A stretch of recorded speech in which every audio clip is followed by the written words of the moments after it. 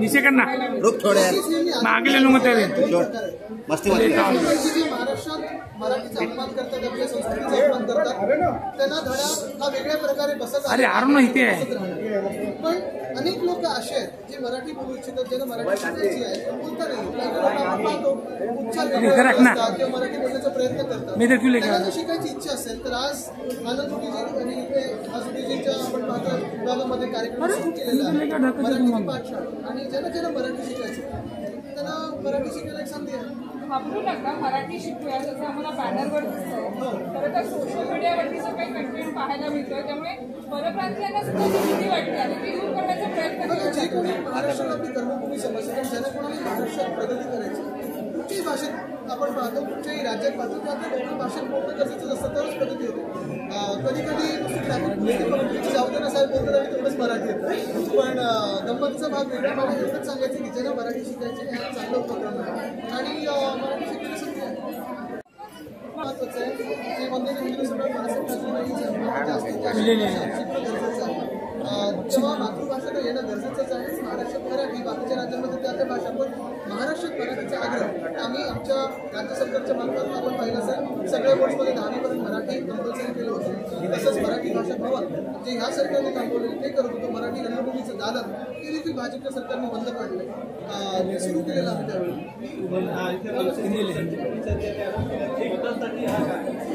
Setting करणारे आहेत त्यांच्यात पाठिंबा देणारे त्यांना उत्तर देत नाही. सगळ्यांना माहिती आहे कसं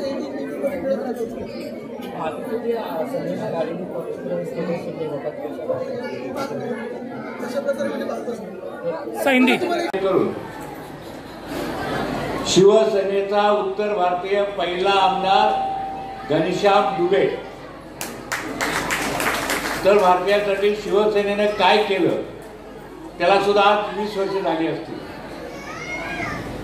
20 वर्षापूर्वी आणि त्याचा साक्षीदार मी आहे. माननीय शिवसेना प्रमुखांनी उद्देश असा होता की या आमदाराच्या माध्यमातून उत्तर भारतीय लोकांना एकत्र करणं, त्यांची एकजूट उभी करणं, त्यांना जे आवश्यक असणारी मदत करणं, त्यांना सुविधा पुरवणं. कारण अनेक वर्ष मुंबई महानगरपालिका शिवसेनेच्या ताब्यात आहे. घनश्याम दुबे यांना 5 वर्षाचा कालावधी आमदार म्हणून महाराष्ट्राच्या विधानसभेमध्ये त्यांना बसण्याची संधी मिळाली. दुर्दैवानं एवढं मोठं पद देऊन त्यांनी शिवसेनेसाठी पण काय केलं नाही आणि उत्तर भारतीयांसाठी पण काय केलं नाही. आणि मला वाटतं ती 5 वर्ष आमदारकीची त्यांनी स्वतःसाठी वापरली आणि त्यामुळे जो त्या काळापासून जर आज उत्तर भारतीय आणि शिवसेना उद्धव बाळासाहेब ठाकरे हे जर संघटन बांधण्याचा हिंदी भाषिक लोकांचा जर प्रयत्न केला असता तर आज उद्धव बाळासाहेब ठाकरे यांच्या पाठीमागे एक मोठी हिंदी भाषिकांची फौज निर्माण झाली. संजय निरुपम यांना खासदार म्हणून माननीय शिवसेना प्रमुखाने दिल्लीत पाठवलं. एक वेळा नाही 3 वेळा. काही हिंदी भाषिक आहेत आणि हिंदी भाषिकांना त्यांच्या माध्यमातून एक प्रतिनिधित्व उद्धव बाळासाहेब ठाकरे या पक्षाकडून मिळालं पाहिजे या दृष्टिकोनातून संजय निरुपमला खासदार म्हणून आपण पाठवलं. त्याने 3 वर्ष खासदार करून फक्त एकच त्याने कार्यक्रम राबवला त्या जुहू चौपाटीला. त्यांनी सुद्धा 15 वर्ष खासदारकी दिल्लीमध्ये खासदारकीचा शिवसेना उद्धव बाळासाहेब ठाकरे या पक्षाच्या वतीनं खासदारकीचा लाभ घेतला. परंतु त्यांनी खऱ्या अर्थानं उत्तर भारतीय संघटन ज्या पद्धतीने बांधायला पाहिजे होतं त्या पद्धतीने बांधलं नाही. मिठी भाषा आहे. तुम्हाला आश्चर्य वाटेल, या जगात तिघ अशी भाषा आहे, हिंदी, मराठी आणि संस्कृत. त्यांची देवनागरी लिपी एकच आहे. म्हणजे एकच टाईपवर तुम्ही सगळं तिघही भाषा लिहू शकतात आणि टाईप करू शकतात. तर असा योगायोग आम्हाला जर भेटला आहे तर याचा पूर्ण आपण उपयोग करू.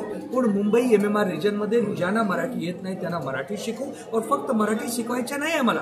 महाराष्ट्र काय आहे, सह्याद्री काय आहे, कोकण काय आहे, आमचे राजे कोण होते, आमची जेवणाची पद्धत काय आहे, पुरणपोळी काय असतात, वडापाव. आता इथे आज वडापाव पण ठेवले गेला आहे. तुम्हाला मी दाखवेल की वडापाव, गरम गरम वडापाव पण आहे आणि लोक बसले आहेत.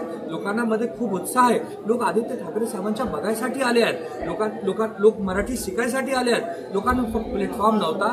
हे मुंबई आणि मुंबईकरांसाठी एक नया उपक्रम शिवसेनानी जे आणला आहे, आम्हाला संधी आहे की हे आम्हाला खात्री आहे की हे संधीचं हे सोनं करणार. खरं तर 2 तासामध्ये मराठी लोक शिकू शकतील का? पुढे शिवसेनेचं कसा भूमिका असेल? कारण आज तर एक उद्घाटनचा एक सोहळा आहे ना. नंतर आम्ही ऑनलाईन पद्धत, ऑफलाईन पद्धत ऍप पण तयार करू आणि लोकांना एक जागरूक करू. एक प्रकारचा अवेअरनेस करू लोकांच्या मध्ये की तुम्ही महाराष्ट्रामध्ये राहतात, मुंबईमध्ये राहतात, तर जसा तुम्ही गहना धारण करतात, तुम्ही आभूषण धारण करतात, तर तसंच तुम्ही मराठीचे जे आभूषण आहे ते धारण करा आणि मराठीचे जे जेवण, खानपान आणि मराठीचे जे सभ्यता संस्कृती आहे, तुम्ही बघा, हे जे साफे आहेत, हे आमची शान बान आहे. आम्ही मावळे कोणाचे आहेत? आम्ही मावळे छत्रपती महाराजांचे आहेत ना. तर असे एक सोहळा आहे आणि हे सोहळ्याच्या पद्धतीने आम्ही हे सुरू करतो. तुमचं ते बॅनरवरून पण मनसेने टीका केली आहे तर मराठी